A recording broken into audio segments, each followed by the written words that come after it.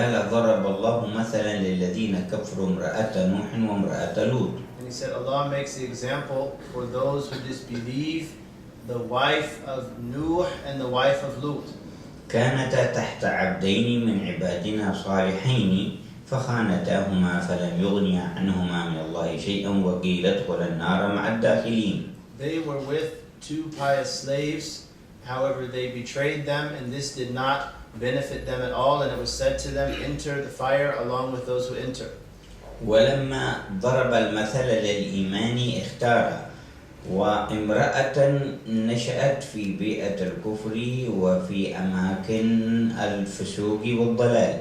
And when he chose the example of belief, he chose a woman who lived in a disbelieving, corrupt and misguided environment. وأخرى نشأت في أماكن الصالحين ومواطن العبادة والتقوى. And another woman who grew up in the company of the pious and in a God-fearing environment.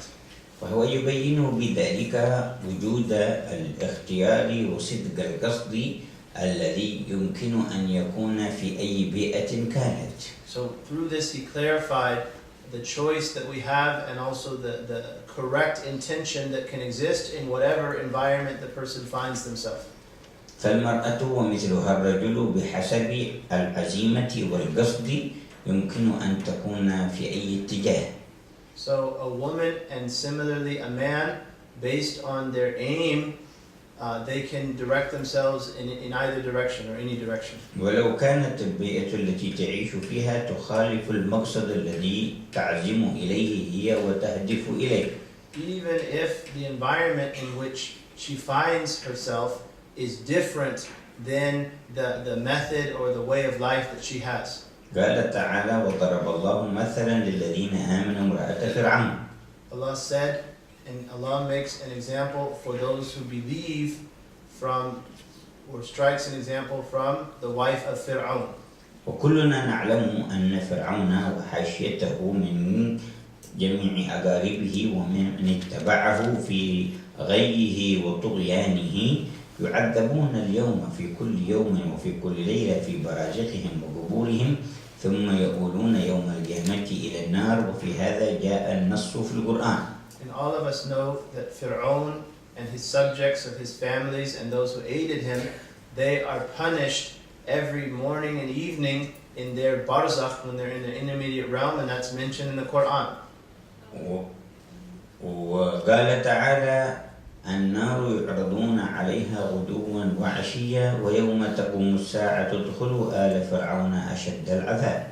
Allah said, the translation of the meaning, the fire, they're presented thereto, or they're exposed thereto in the morning and in the evening, and then on the day of judgment, they're told, enter, O people of Fir'aun, to the most severe punishment. لكن هذه الواحدة من وسط قصر فرعون هي في نعيم الآن ومنتظرة يوم تقوم الساعة دخول الجنان بل أعلى الجنان بل تكون زوجة لأكرم إنسان. And this woman from the midst of that palace, now she is in her barzakh in a state of pleasure, waiting to enter paradise. Rather, she's waiting when she enters paradise to enter the highest of paradise, and above that to be the wife of the most noble of people. فما هو سبب هذا الشقاء الطويل من حين ماتوا إلى الآن وهم في عذاب كل يوم؟ ما سبب هذا الشقاء الطويل وما بعده أشقى إلى الأبد؟ وما هو سبب ذلك النعيم والسعادة للأخرى؟ So what was the cause of the long duration of this damnation or wretchedness in which the first group found themselves, and what was the cause of this long pleasure and bliss that the second found herself? ما السبب إلا أن هؤلاء ردوا منهج الله وخالفوه وخرجوا عنه وهذه قبلت منهج ربها سبحانه وتعالى وعملت به. The only cause is that that first group rejected and opposed the way of Allah, and this second accepted it and believed in it. فتبين قوله فمن اتبع هداي فلا يضل ولا يشقى. And so the saying of Allah is clear here, and the one who follows right guidance will not be misguided nor will they be damned or wretched. ومن أعرض عن ذكري فإن له معيشة ضنكا ونحشره يوم القيامة أعمى. And as for the one who ignores my remembrance, he lives a wretched life, and he's resurrected on the day of rising blind. فكل الذين يتعامون ببصائرهم وأفكارهم عن منهج الله في الحياة يحشرون عميانا يوم القيامة. So all of those who close the eyes of their insight and their thoughts, they act as though they're blind towards Allah's way, they will be resurrected as truly blind. مع أن ظاهرهم في الدنيا كانوا مبصرين. Even though outwardly in this world they were seeing.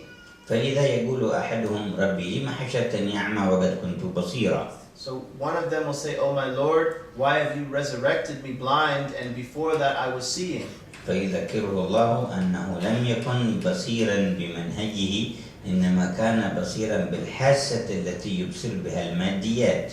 So Allah reminds him that he did not see Allah's way, he only saw, or he didn't see through Allah's way, he only saw with this physical perception. يقول له سبحانه كذلك أتتك آياتنا فنسيتها وكذلك اليوم تنسى. Allah says to him, like this, our verses or our signs came to you and you forgot them, so today you are forgotten. آيات الله ومنهاجه هي مظهر رحمته بنا في هذا العالم. The verses of Allah and His way, these are the manifestations of mercy towards us in this world. فمن رفض الرحمة من ربه في هذا العالم حرم الرحمة يوم القيامة. So the one who refuses his Lord's mercy in this world, he's prevented from this mercy on the day of rising. فإذا قال وكذلك اليوم تنسى أي من رحمتنا وإكرامنا وإفضالنا. When he said, and like this, today you are forgotten, meaning from our mercy and our generosity. كل واحدة منكن حقيقة سعادتها في الدارين بما يكون بينها وبين منهج الله من علاقة وتحقيق وقيام عليه. Each of you, her salvation or felicity in this world and the next is based on her connection to and following of Allah and being realized in the way that Allah is pleased with. أهل القيام بمنهج الله إن اغتنوا شكروا وأدوا الواجب ونفعوا الغير. Those people of Allah's way, if they are rich, if they are wealthy, they're grateful and they benefit others. وإن افتقروا صبروا وأحسنوا تسيير أحوالهم ولم يؤذوا الغير. And if they are in a state of poverty, they're patient and they organize their affairs well, such that they do not harm others. وإن صحت أبدانهم شكروا وصرفوها في المنافع لهم ولمن حواليهم قريبا وبعيدا. And if their bodies are healthy, they're grateful and they use these towards the benefit of those around them, whether they're close to them or distant. وإن مرضوا تذكروا نعمة الله عليهم بالعافية ورضوا بما هم فيه فلم يجزعوا وتهيأوا لعافية تأتيهم أكبر. And if they are in a state of sickness, they remember the blessing of their health when they had it, and they're patient and they endure, and they don't become impatient. So through this, they prepare themselves for a wellness that is greater than the wellness of this world. وأهل القيام بمنهج الله إذا تعاملوا مع أي جنس من أجناس المادة لم يستعملوه فيما يضرهم ولا فيما يضر من سواهم من الخلق. And those who follow Allah's way, if they deal with any type of material things, they don't use it in a way that harms them or harms other creatures. ولم يتخذوا مما يتوصلون إليه ويبرعون فيه ويتميزون فيه من صناعات والاختراعات والابتكارات لم يتوصلوا بذلك إلى احتقار الغير ولا إلى استعمال ذلك في الإضرار بأحد.